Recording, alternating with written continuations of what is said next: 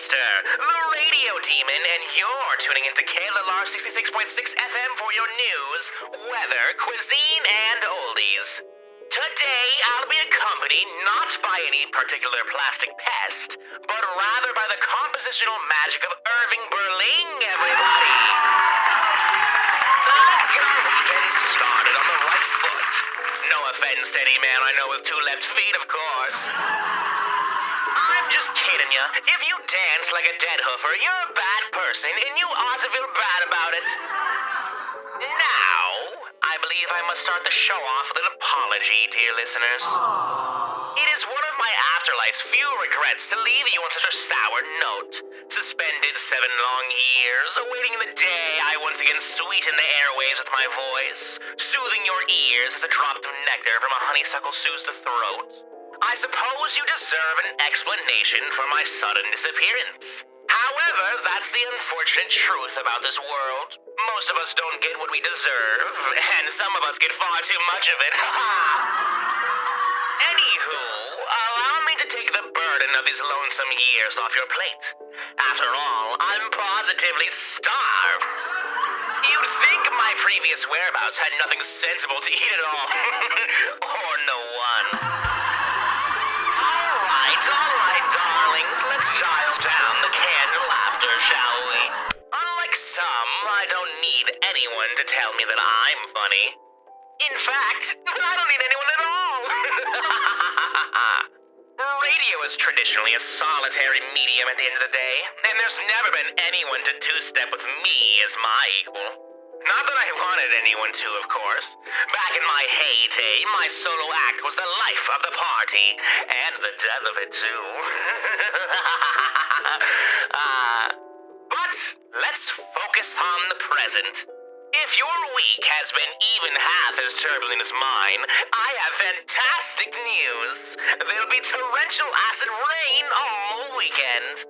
Now, city slickers, don't you groan at the forecast. Neutralize that acid with a touch of limestone, and you'll have a real delicacy on your hands.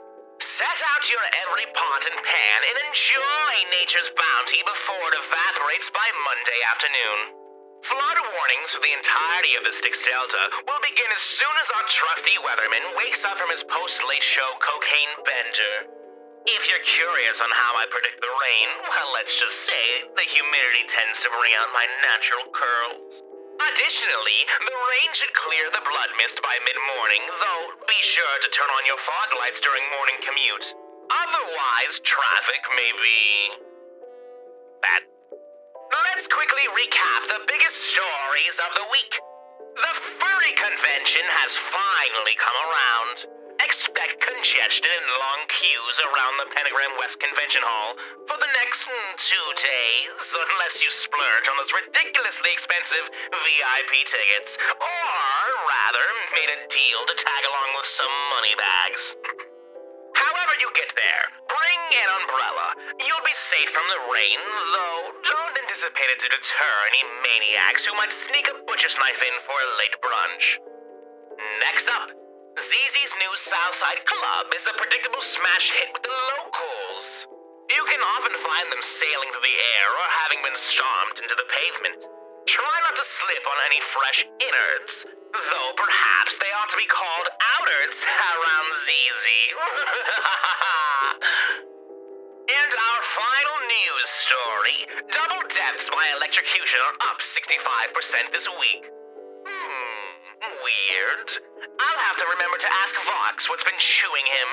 Besides me, of course.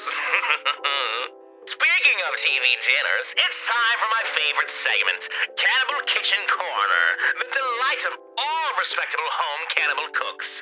This here is about 115-channel CRT, sustainably magnet fished out of my studio window. Today, I'll walk y'all through on how to fillet it. Now, I know what you're thinking, dear listener. A CRT may seem perfectly inedible, but never believe your eyes around a television. It's a faux pas to acknowledge this, but they're mostly just cephalopods with complex color-bruising cells. Sometimes their screens are quite soft and fun to chew, like skin. In their casings are shells, which are often composed of a modified keratin. Great for boiling in soups to promote hair and nail growth. Unless yours is cartilaginous, of course, then you could use it for croutons instead. Even if not specifically a cephalopod, television demons are almost always fishy, so keep plenty of lemons and cilantro on hand. Unless, if you personally know yours to be on the nuttier side, you might try pairing them with butter or cheese instead. You'll want to approach filleting a TV head similarly to deboning a catfish, or a puppy fish, whichever the case may be. No special tools are necessary, just one sharp knife ought to do the trick. This flesh we're going to collect today is mostly analogous to the eyes and brain, but with many microscopic ribbons of muscle used to manipulate the mouth, all of which combined gives television meat a unique mouthfeel. Seems the hotel's lights are on the fritz. No matter, I could slice and dice these things in the dark by now. I'll show you. First, take your fillet knife into a shallow cut all the way around the screen where the tendons are anchored into the shell. The mouth usually rests under the screen where their mouths are closed, so we'll cut above that for now. Next, take your fillet knife and cut from the upper left corner towards the center. Once you've hit the backbone, do not be afraid to get messy. Shove your forearm as far down as you can reach. Separate that flesh from the backbone all the way to the tail end of your television. We can start from the back and make many delicate slices down the middle of that screen. Slowly carve your way down. It tends to be slippy like squid or octopus. Once you've reached the top of the mouth, just tip the fillet out of the shell. Ta-da! If your cut is fresh, you'll see the long parallel stripes of the chromatophores still shimmering. A very beautiful meat indeed. To finish up, take a little hellfire to crisp up the screen, garnish, and you've got yourself a simple yet elegant meal. If you're on your lonesome, too, I usually find one fillet to be enough for any CRT over 40 inches. Be sure to bury any leftovers under a cool patch of fresh grass. Though, I've personally found televisions to be quite dull when left unattended for a while. It's such a waste of culinary potential. Why not invite someone over to partake in the eating when the eating's good? After all, what truly separates the good meals from the greats is the entertainment. Like I've already said, I'm a solo act and a rather successful one too. But I must admit that life, death, and lunch is always more fun with company. Ooh, you ought to have been there. My deft fingers dancing on the ivory keys as Mimsy kept the booze flowing at a speed and volume which rivaled that of the Mississippi herself, whose levee we'd surely be stumbling along back home. Unless, of course, Mimsy or I took interest in a man. Those parties were the perfect hunting grounds for two young-ish French Quarter fiends.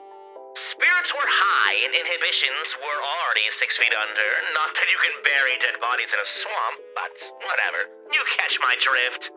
I remember once some old man spilled his wine over a lovely new shirt of mine. And, well, I just had to spill something red on his own nice suit in return. Tit for tat and all that.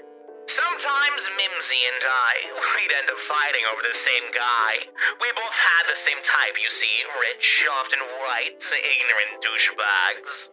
Sometimes we'd have to take turns, but she always took first dibs. Which was totally unfair, albeit understandable, I suppose. Yes, Mimsy and I, we've had our disagreements, but we've never stopped respecting each other in a way of our own. And she'd never betray that respect, unlike other acquaintances of mine. If I didn't laugh, I might have cried. With even more laughter. I believe I need a short break. During the commercials, I'll line up some callers. Let's hear what my lovely listeners are up to today. See you after these messages. Hello, line 1. Thank you for waiting. You've called into KLR 66.6 FM. Could you please tell me your name? Listen.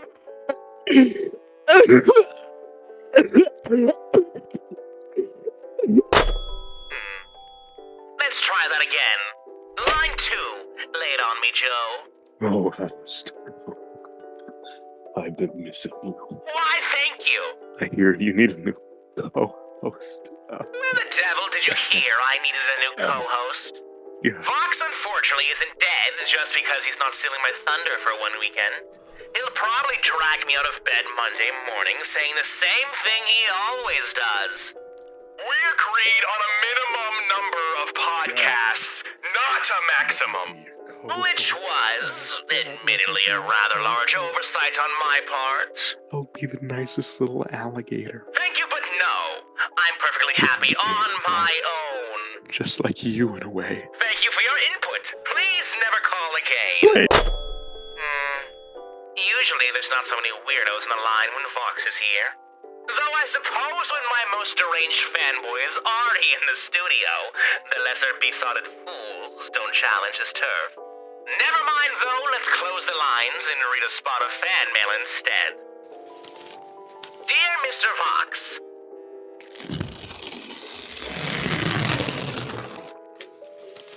Dear Alice, much better. What initially got you in the media of radio? What is your reasoning behind why it is better than video? Sincerely, Bandit. That's a very good question, Bandit. What is it about the radio which calls me to my studio before the previous evening stragglers have found a new hole to double die in? The way I see it, there is no better medium for personal expression or a little public subjugation. That flat-faced number skull depends on hypnotic colors and flashy little headlines to capture your attention. He's not an artiste like me. He's just a calculator, microdosing the masses on sex and fear, making you addicted to giving him your attention, letting him control the narrative, and worst of all, letting him numb you to how painful it all is. Not to mention he plays dirty, using all that mind-bending psychology nonsense. He's the one in desperate need of a psychologist, in my opinion. He thinks he'll just disappear the moment no one is looking, like he's got the cognitive development and emotional maturity of a 2-year-old. Probably because he keeps swapping his brain chip out every 24 months. Not that all the extra processing powers ever helped him find a clue. He probably just uses it to farm crypto or whatever. To answer your question, radio is better because I am better. I'm funnier than his stand-up comedy specials. I'm more interesting than his reality shows. I'm more entertaining than our own damn vodcast. I don't need him the way he needs me. And you know what? I'll prove it. Holy fuck!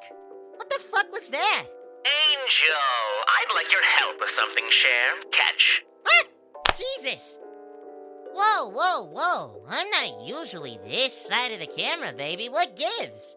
I thought your face was made for radio. Vox let me know that was actually sort of a mean joke at my expense. Besides, if that visually and comedically challenged goof can host a successful video show, I'm an absolute shoo-in. You and Vox are really fucking toxic, you know that?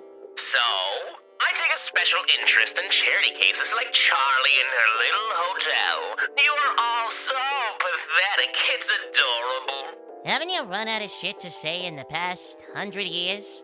Why do you need 2 vodcasts? This is not a vodcast. Knowing my weekday co-host, that's already trademarked and copyrighted to the heat death of the universe. No, my epicene insect, this is a tele-radio show. Tele as in television? No, as in telephone. The thing in which delivers the internet. Hey, lucky for yous, the dial-up demon is top 5 of Vox's Jilted ex-business partners. Perfect. Now, start recording. I'm going to show that newfangled plastic blockhead who's the true king of entertainment. You mean we, don't ya? We? You're just an insignificant little whore. Al, I'm a fucking celebrity, and my time ain't cheap. I ain't shooting this shit for free. Of course not. You'll be editing it too. I gotta eat, you jackass. Well, I can help you with your finances.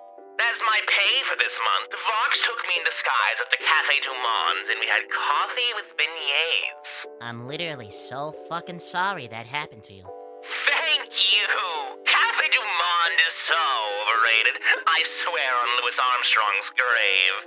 At least give me back all the drugs you confiscated from me. Ha! Already disposed of. Ugh. One sec. Got a text from Vox. He's not allowed to bother me on weekends. But I suppose he's allowed to bother me, though. He says he'll buy the broadcasting rights to your tele-radio show for 95% of his patron income. All you gotta do is read the sugar daddy names on daytime broadcasts. Oh, you got sugar daddies too? That's just a stupid thing he calls our patrons. All right, Vox, since you're listening in, I'll let our Patreon be my first official sponsor. And coffee. And coffee, naturally.